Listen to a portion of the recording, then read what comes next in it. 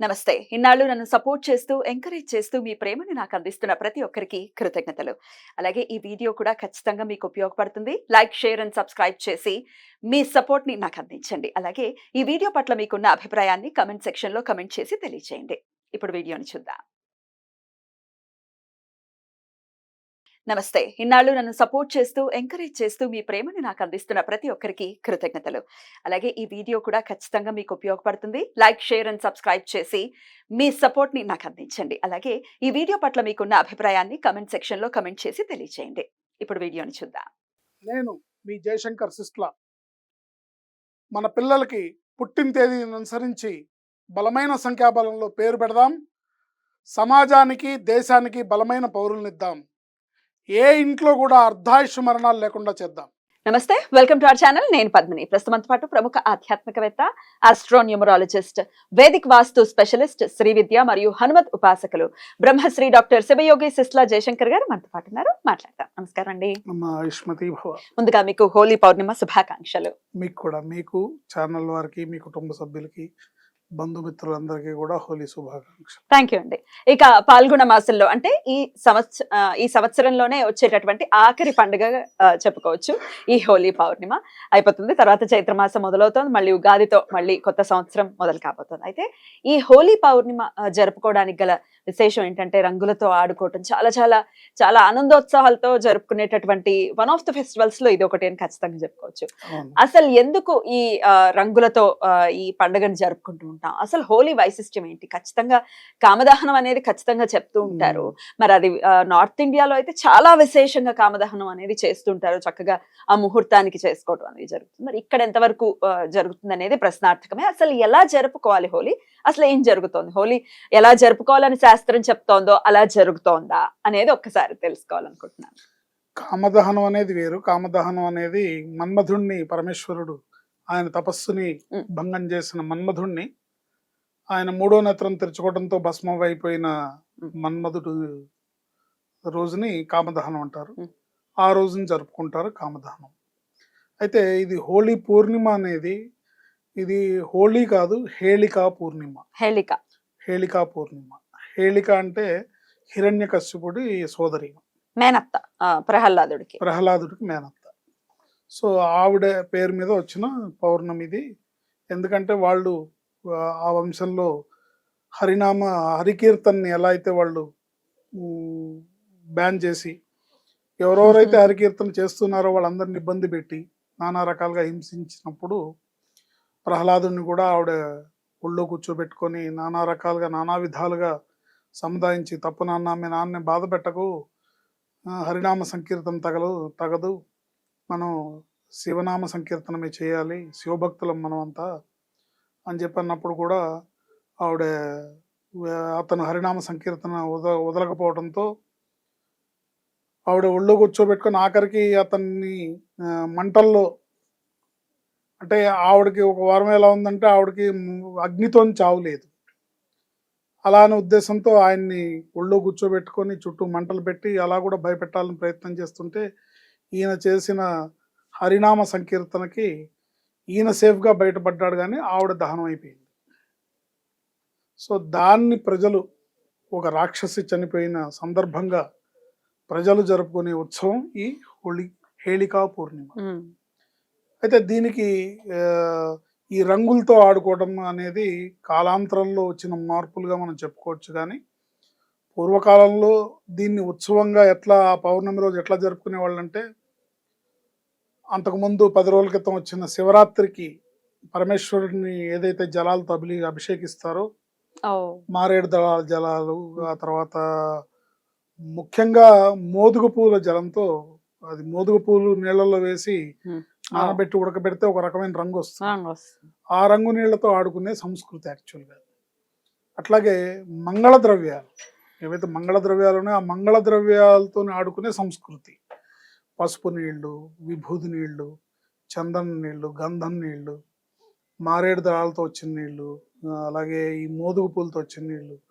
అంతకుముందు శివరాత్రికి అప్పుడు ఆ రోజుల్లో ఎంతో భక్తితో ఎన్నో కడవలతో పరమేశ్వరుడికి అభిషేకం చేసిన నీళ్లు ఆ నీళ్లను కూడా దాచిపెట్టి ఈ ఈ హోలీ పూర్ణిమ రోజు ఓ. పోసుకునేవాళ్ళు. ఓ, సో అదంతా కూడా మంగళప్రదమైన పండగగా, మంగళప్రదమైన ఖచ్చితంగా. దీనిగా ఉండేది. ఉమ్, బాగుండేది. అంటే శరీరం మీద ఉన్న చీడపీడలన్నీ తొలగేవి అన్నమాట. తొలగేవి ఖచ్చితంగా.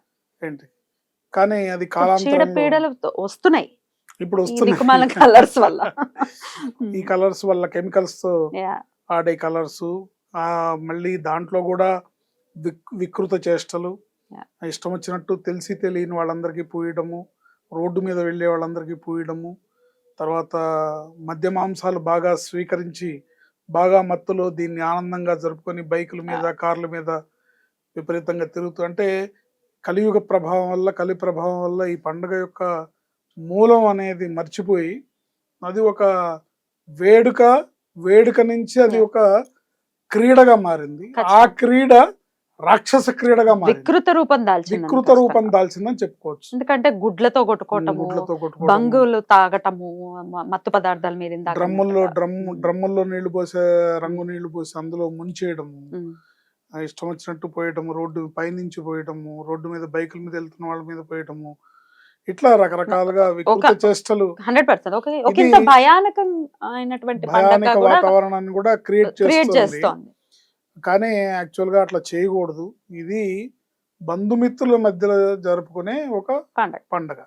బంధుమిత్రులు వాళ్ళకి మనసుకి, శరీరానికి గాయం కలగనట్టుగా ఈ క్రీడను ఆడుకోవాలి, కానీ వాళ్ళని ఇబ్బంది పెట్టేలాగా, వాళ్ళ బట్టలు పాడయ్యేలాగా, వాళ్ళ ఇదంతా యాక్చువల్గా గతంలో కొత్త బట్టలు వేసుకునేవాళ్ళు. ఉమ్.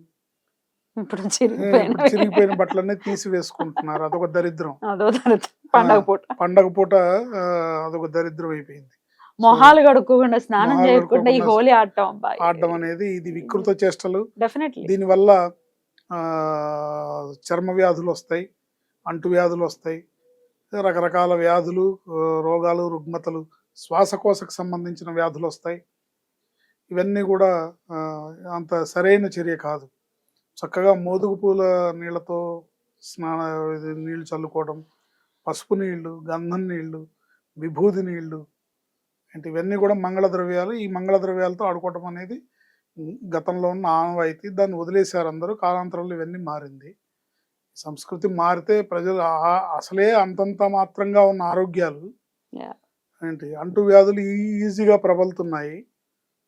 ఇవన్నీ ప్రబలకుండా ఉండాలంటే మనం జాగ్రత్తగా చక్కగా ఆడుకోవాలి, లేదంటే ముక్కు మూసుకొని ఇంట్లో కూర్చోవాలి. అంతేగాని ఇది ఈ రాక్షస క్రీడగా, వికృత క్రీడగా మారకూడదు. ఎదుటి వాళ్ళ మనసులు, శరీరాలు గాయపడకూడదు. అట్లా జరుపుకోవాలి ఈ హోలీని. తర్వాత ఇదే హోలీ పండుగ ఉత్తర ఫల్గుని నక్షత్రంలో రావటం వల్ల ఆ రోజు సముద్ర క్షీరసాగర మథనంలో అమ్మవారు ఉద్భవించిన రోజు. ఆ రోజు కనుక లక్ష్మీ అమ్మవారి పూజ చేసుకోవడం అనేది చాలా ఉత్తమమైన ఫలితాలను ఇస్తుంది. ఎప్పుడు చేసుకోమంటారు పూజ? పౌర్ణమి చంద్రుడు, నిండు చంద్రుడు అయితే ఆదివారం, ఆదివారం నాడు సాయంత్రం ప్రదోషంలో చేసుకోవాలి కాబట్టి నిండు చంద్రుడు. ఎందుకంటే సోమవారం నాడు వెళ్ళిపోతుంది కాబట్టి ఆదివారం నాడు చేసుకోవాలి. చేసుకొని అమ్మవారికి, లక్ష్మీ అమ్మవారికి బిల్వదళాలతో, కమలం పూలతో పూజ చేసుకోవడం అనేది విశేషమైన ధన ప్రాప్తిని, అద్భుతమైన సౌభాగ్య యోగాన్ని అందిస్తుంది అని చెప్పడంలో ఎటువంటి సందేహం లేదు. Beautiful sir. ఎలా చేసుకోవాలి, అసలు ఎలా రూపాంతరం చెందింది పండగ, మన అసలు నిజంగా శాస్త్రం ఎలా చెప్పింది, ఎలా చేసుకోవాలి అనేది చాలా చక్కగా మాకు వివరించారు. ఖచ్చితంగా ఆనందోత్సవాలతో ఈ పండుగను జరుపుకుని, అలాగే ఇంకొక పాయింట్, మూగజీవాల మీద కూడా ఈ కలర్స్ ని జల్లటం, తద్వారా అవి చాలా ఇబ్బంది పడటం అనేది చాలా వీడియోస్ నెట్టింట తెగ వైరల్ అవుతున్నాయి. అందున ఈ హోలీ వస్తున్నప్పుడే ఆ వీడియోస్ ఇంకా పాపప్ అయ్యి డెఫినెట్ గా అది చాలా ఇబ్బంది పెడుతుంది. డెఫినెట్ గా ఈ కలర్స్ అనేవి కెమికల్స్ తో తయారైనవి కాబట్టి ఇది ప్రకృతికి విరుద్ధమైనది, ప్రకృతికి మంచిది కాదు. తర్వాత మూగజీవాలకి మంచిది కాదు, మనుషులకి మంచిది కాదు, ఎవరికి మంచిది కాదు. ప్రకృతికి మంచిది కాదంటేనే మనిషికి అది మంచిది కాదని అర్థం. ఇవాళ అసలే మానవుడు చేస్తున్న వికృత చేష్టలకి ప్రకృతి ప్రకోపించి పంచభూతాలన్నీ కూడా మానవ జాతి మీద చాలా ఉగ్ర రూపంతో ఉన్నాయి. ఇవి అసలు ఎందుకంటే ఏ ప్రాణి కూడా బ్రహ్మదేవుడు సృష్టించిన 84 కోట్ల లక్షల ప్రాణుల్లో ఎవరు కూడా ప్రకృతికి విరుద్ధంగా ప్రవర్తించరు. ఒక్క మనిషి మీద వాటికి సంబంధించిన ఆహారమే తింటాయి, వాటి నియమ నిబంధనలు లోబడే ఉంటాయి.